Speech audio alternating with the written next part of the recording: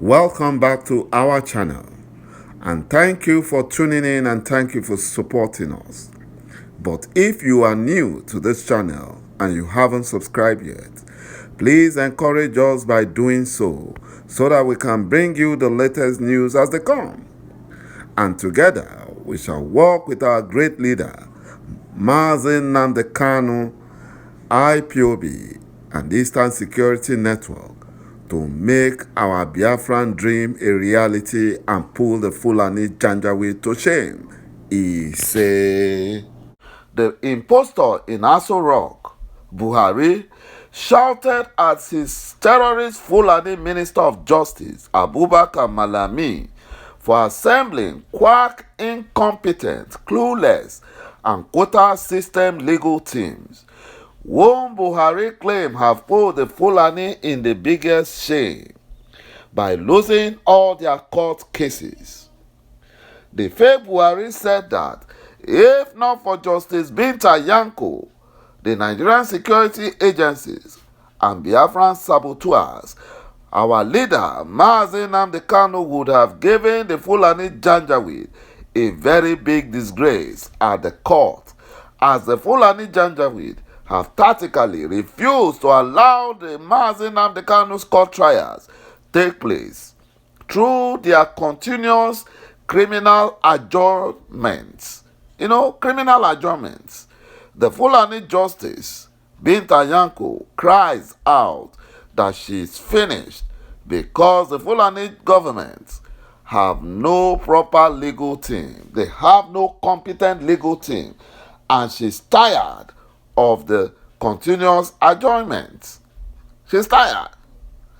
Coupled with the fact that she's already in trouble with the international community, there is nothing she can do again come µàÀZI Nnamdi Kanu's next court case. She has to quickly make judgment. And that is why she's crying that she's finished. Barrister Ifeanyi Ejiofor, the lead counsel to our great leader µàÀZI Nnamdi Kanu, has stated that a federal high court sitting in Awka, Anambra State, have awarded 50 million naira to him against the terrorist Nigerian security agents who invaded his home in Anambra State. According to Barrister Ifeanyi Ejiofor, he said, exactly 2 years ago, on the 2nd day of December 2019, after the funeral ceremony of his elder brother, late Reverend Louis Ejiofor, he said that his ancestral home in Oraifite, Anambra State, was invaded by a team of security agents comprising of Nigerian police, army, and others. 4 persons were killed in his compound, and all the houses within his ancestral homes, including his brother's houses and neighboring houses, were burnt down on that fateful day.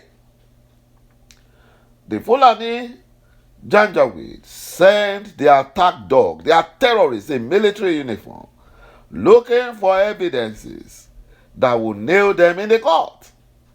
But unfortunately, they did not find any evidence. They didn't. And as such, they got frustrated and set all the houses on fire. The Federal High Court, sitting in Awka, Anambra State, delivered a well-considered judgment in Barrister Ifeanyi Ejiofor's favor. The court found that the terrorist Nigerian security agent grossly violated his fundamental rights and consequently awarded the sum of 50 million naira only in his favor against the Nigerian police, the army, and others as compensation for the gross violation of his fundamental rights, and further awarded the sum of 2 million naira only as the cost of the action. My brothers and my sisters, and that is why the Fulani Nigerian government is afraid of the IPOB legal case in Abia Federal High Court, in Abia State, where IPOB filed a case against the Fulani Nigerian government for violating Mazi Nnamdi Kanu's fundamental rights. They are delaying the case, pushing it, using Justice Tanko, the Fulani terrorist Chief Justice of Nigeria, to push the case. They are pushing it. They don't want the case to come up because they know that they will lose in that case.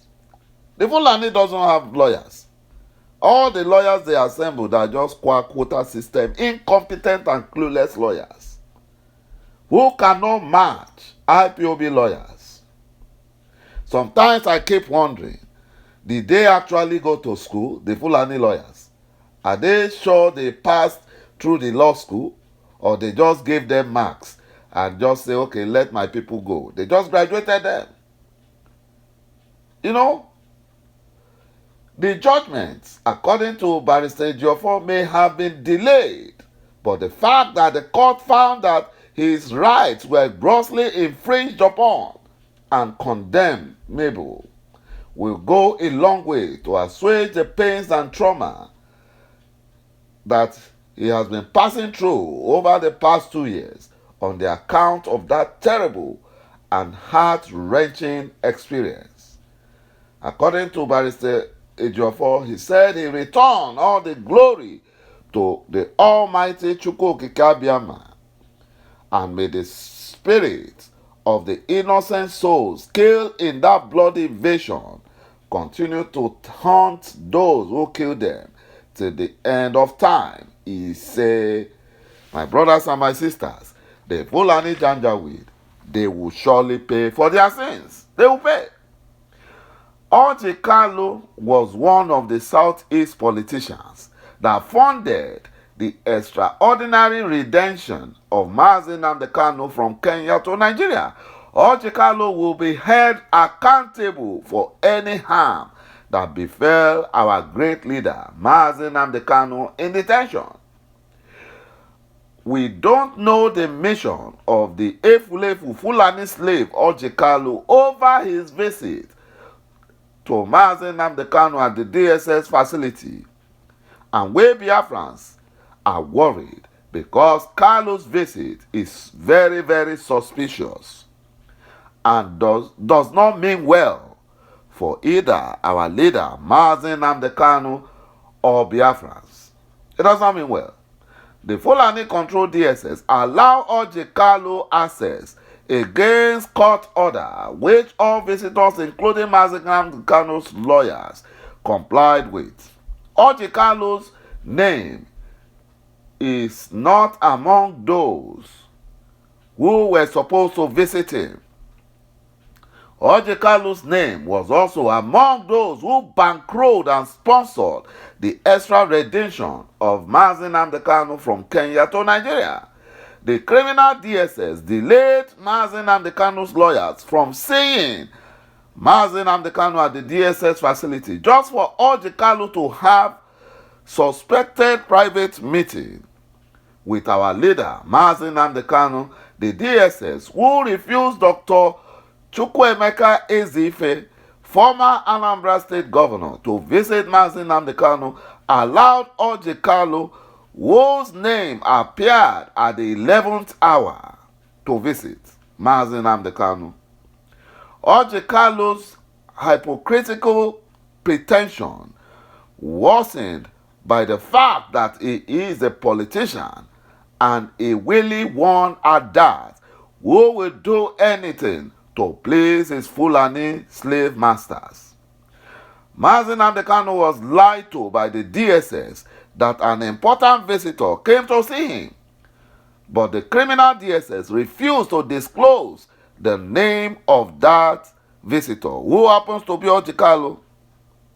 The DSS took Orji Kalu through the back door so that IPOB lawyers who were at the reception would not see him, because his name was not on the DSS visitors list at the reception. The Buhari impostor lied that Nigeria is among the top 10 investors' destinations in Africa, but his lies were busted by Rand Merchant Bank in South Africa. Nigeria was previously ranked number 2 behind South Africa until the Fulani Nigerian government came in 2015 with their terrorism and clueless policies that drove all the international investors to Ghana, Morocco, Kenya, Egypt, Mauritius, Cote d'Ivoire, Rwanda, Tanzania, Botswana, and South Africa. This Fulani Nigerian government is built on lies. Thank you, my brothers and my sisters, for watching this video, and bye-bye for now.